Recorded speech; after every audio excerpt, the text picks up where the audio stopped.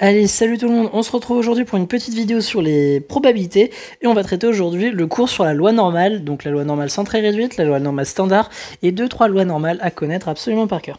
Donc ce que je vous propose déjà dans un premier temps, c'est qu'on regarde à quoi ressemble graphiquement une loi normale. Donc on se fait un petit graphe et on va se faire maintenant la courbe de densité de la fonction, enfin de la loi normale, pardon. Donc on va se l'appeler f. Voilà, et de grand X.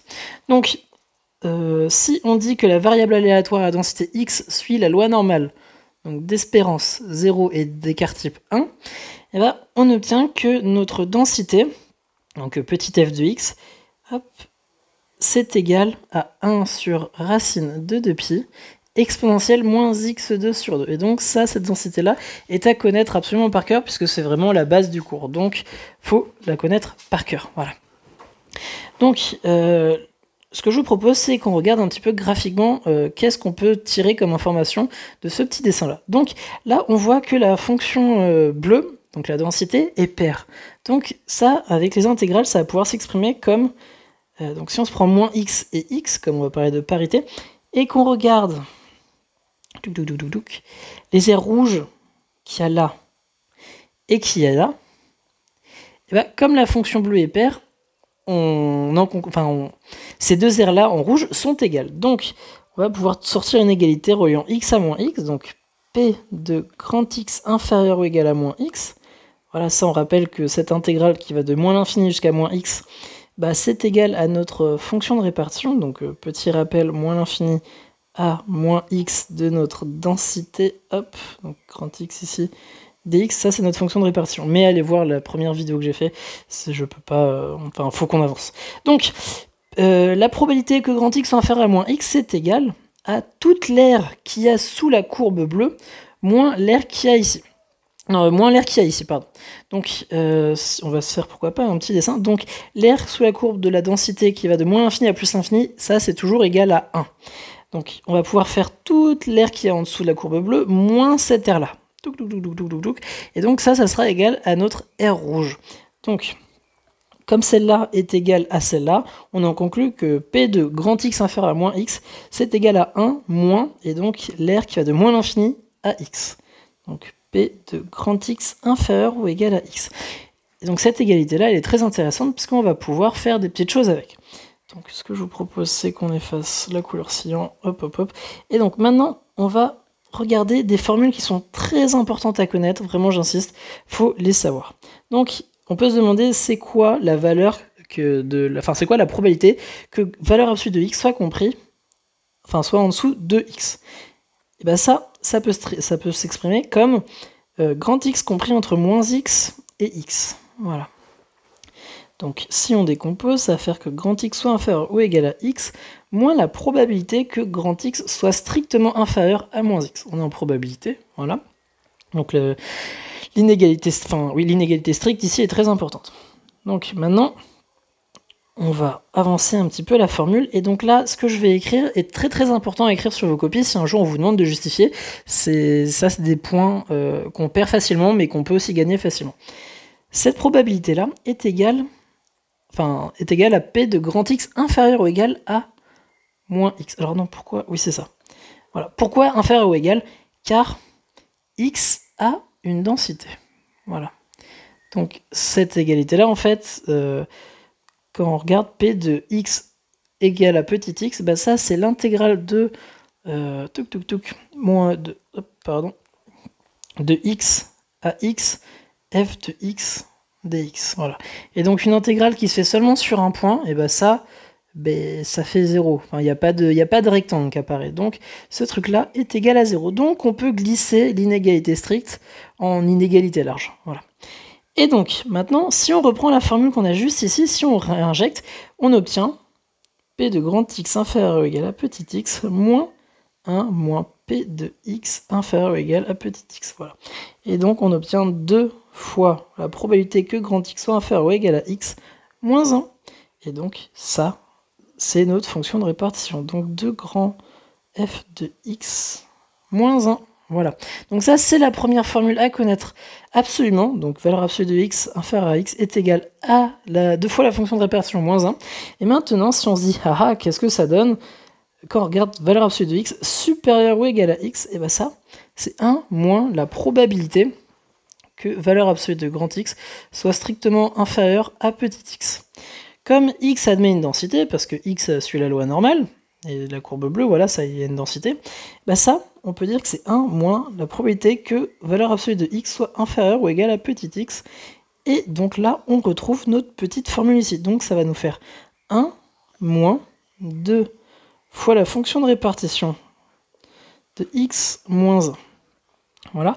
Et donc si on développe le moins à l'intérieur, on va obtenir 2 facteurs de 1 moins grand F de x. Voilà. Et donc ça, c'est la deuxième formule à connaître absolument par cœur, par cœur, par cœur. Voilà. Donc, je suis en train de regarder, je crois qu'on a fait le tour de la loi normale centrée réduite. Voilà, la loi normale, la loi normale centrée réduite, ça veut dire que elle est centrée sur l'axe des ordonnées et elle est réduite par rapport à ce facteur-là. Donc, enfin, on va comparer après avec les autres lois normales. Mais voilà, donc ça c'est la loi normale centrée réduite, très sympathique. Donc ici, c'est x est égal à 0. On peut rajouter comme information que l'espérance de grand X, donc c'est égal au nombre qu'il y a juste après le n. Ici, c'est 0. Donc pour la loi normale centrée réduite, l'espérance, c'est 0.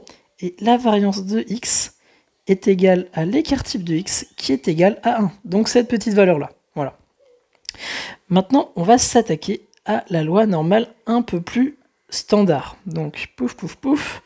On peut se refaire un petit graphe, qui va pas être très différent de l'ancien. Hein. Hop. C'est juste que là, ce graphe-là, hop, attendez, on va faire exprès de faire une cloche carrément différente. Hop. Voilà. Donc là, cette fois-ci, on va dire que y suit une loi normale d'espérance m et d'écart type. Je sais jamais comment ça s'appelle, cette foutue lettre, à chaque fois j'oublie. C'est terrible, sigma, voilà. Donc, sigma 2. Donc ici, ça va être la densité de y. Et donc là, ça va pas être centré sur l'axe des ordonnées, ça va être centré sur la droite d'équation x est égal à m. Voilà.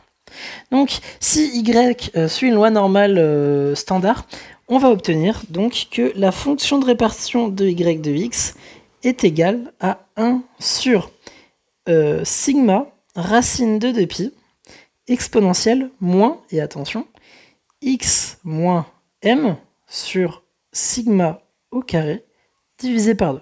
Et donc, cette densité-là, vous devez la connaître par cœur, par cœur, par cœur. Oui, il y a des trucs qui sont inhabituels, il y a plein de signes, de lettres et tout, mais il faut la connaître par cœur, même si elle est chargée. Voilà. Et la fonction de répartition, bah, c'est l'intégrale de ce machin-là. Voilà. L'espérance de y, ça va être la valeur m qui est ici.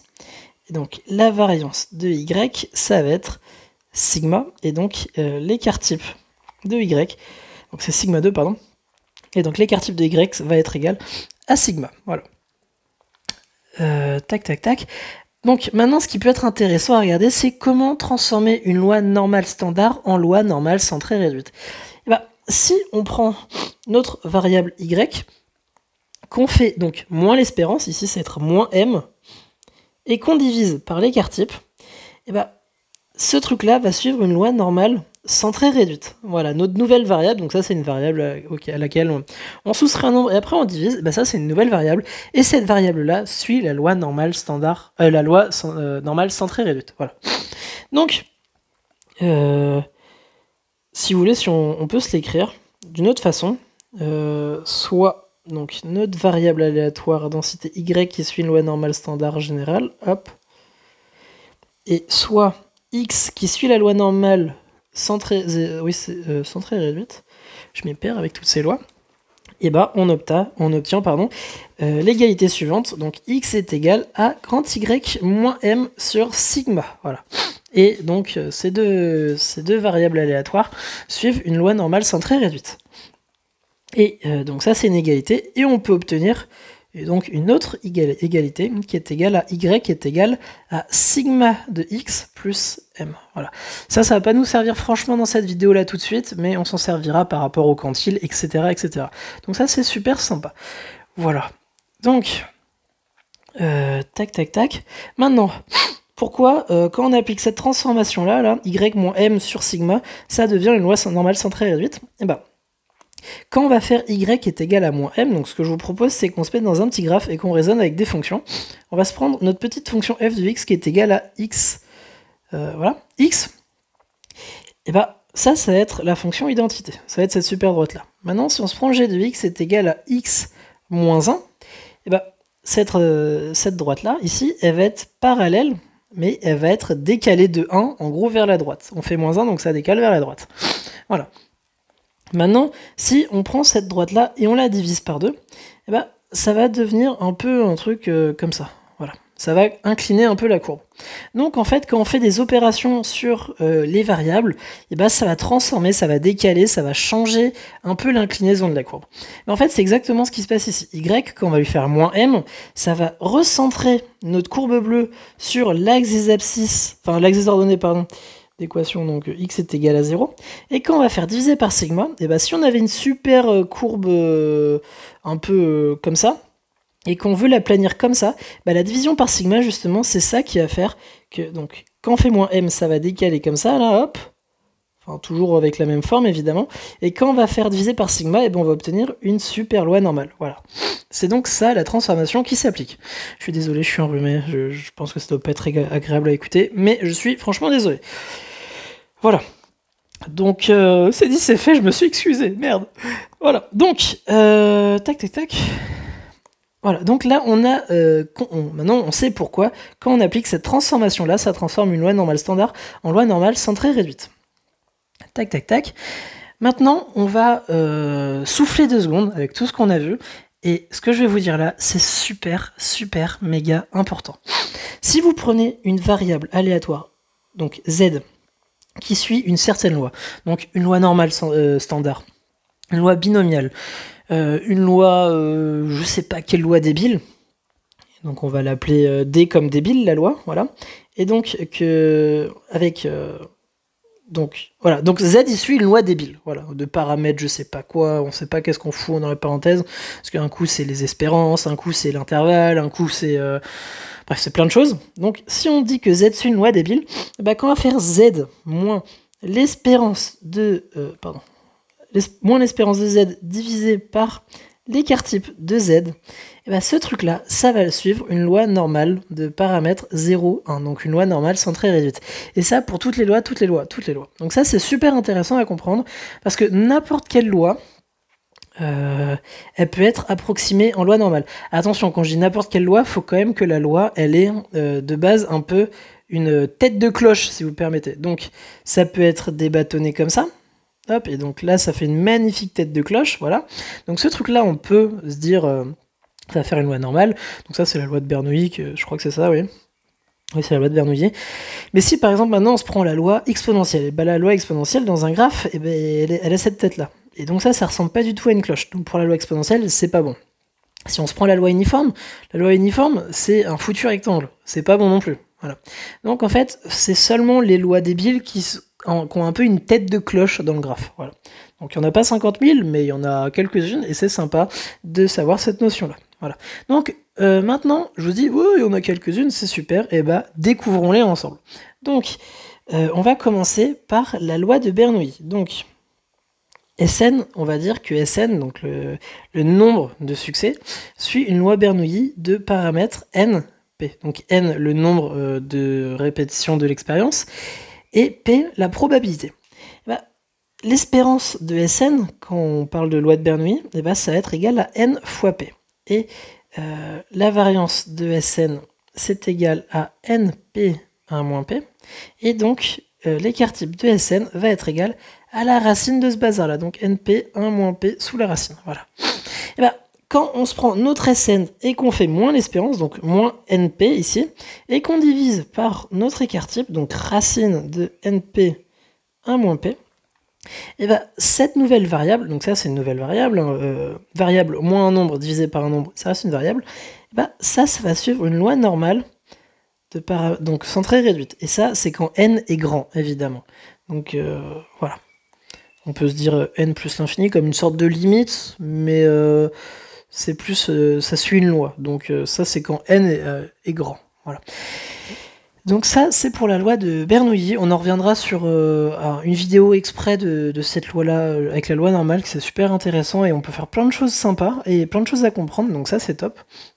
Maintenant, on va se regarder la variable qui représente la moyenne empirique. Donc la moyenne empirique, pas de panique, c'est la moyenne qu'on utilise tous les jours.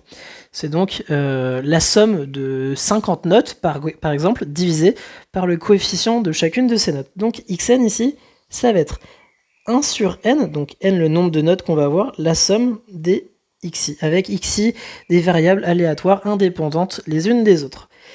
Voilà. Donc, donc la moyenne empirique, en fait, quand on parle de moyenne en probabilité, on parle pas de la moyenne qui se fait comme la somme des x divisé par n, mais on parle plus d'une moyenne, comme la loi normale, par exemple, sa moyenne, et bah ça va être son espérance, par exemple. Mais la moyenne en probabilité, c'est tellement quelque chose d'utopique, en fait, c'est quand on a une infinité de valeurs, bah, la moyenne, ça va être pour une infinité de valeurs, sauf qu'en proba, on travaille avec des infinités de valeurs. Mais quand on fait des statistiques, on n'a pas une infinité de valeurs. Voilà. Donc la moyenne empirique, c'est la moyenne qu'on connaît tous, et la moyenne en probabilité, c'est quelque chose d'utopique assez incroyable. Voilà. Donc xn, c'est égal à ça. Et donc on a que xn, xn suit une loi normale d'espérance m et de variance sigma 2 sur n. Voilà, avec n, le nombre d'expériences, enfin le nombre de xi qu'on va avoir. Donc là, c'est la somme de i est égal à 1 jusqu'à n. Voilà. Donc xn bar suit une loi normale, m sigma 2 sur n. Voilà, donc ça, c'est super important à connaître. Voilà. Donc maintenant, si on veut recentrer cette loi normale, donc ça, c'est un cas particulier de loi normale standard, bah, quand on fait xn bar moins m divisé par sigma 2, donc attention, c'est racine de sigma 2 sur n, bah ça, on peut simplifier un petit peu. Donc là, on a fait moins l'espérance divisée par la variance, par l'écart type, pardon, parce que là, ce qu'il y a ici, c'est la variance. Et comme on doit diviser par l'écart type, et ben on fait racine de tout ce qu'il y a là ici. Voilà. Donc racine, pouf, bah ça, on peut s'écrire comme xn bar moins m divisé par racine de sigma 2, donc sigma, et donc la racine, comme on fait une division sur une division, bah, la racine, on va pouvoir l'inverser et la remonter au numérateur. Donc ça va faire racine de n, facteur de xn bar moins m, donc hop, xn bar moins m sur sigma. Et donc cette nouvelle variable-là, elle suit une loi normale centrée réduite. Voilà. Donc ça, c'est une deuxième loi à connaître absolument, absolument, absolument. On verra dans les prochaines vidéos, surtout celle-là, elle est super intéressante pour faire plein de choses, donc les intervalles de confiance, le théorème central limite, enfin il y a plein de choses sympatoches à faire avec. Pareil pour, pareil pour cette loi particulière, voilà. Je crois qu'on a fait le tour des lois normales centrées réduites. Oui. Donc tout ce que j'ai dit, j'ai vraiment essayé de compacter le chapitre, tout ce que j'ai dit est indispensable, vraiment, il n'y a pas d'impasse à faire sur quelques infos. Là, j'ai vraiment fait un très gros résumé, sans que ça soit compliqué, mais tout ce que j'ai dit, il faut le maîtriser. Je pense pas que ça soit trop compliqué, mais prenez le temps pour comprendre vraiment tout ce que j'ai dit, ça ne sera que bénéfique pour la suite. Voilà, je réfléchis s'il manque des trucs, mais je crois que c'est bon. Donc ce que je vous propose, c'est qu'on s'arrête là et qu'on se dise à la prochaine fois. Salut tout le monde!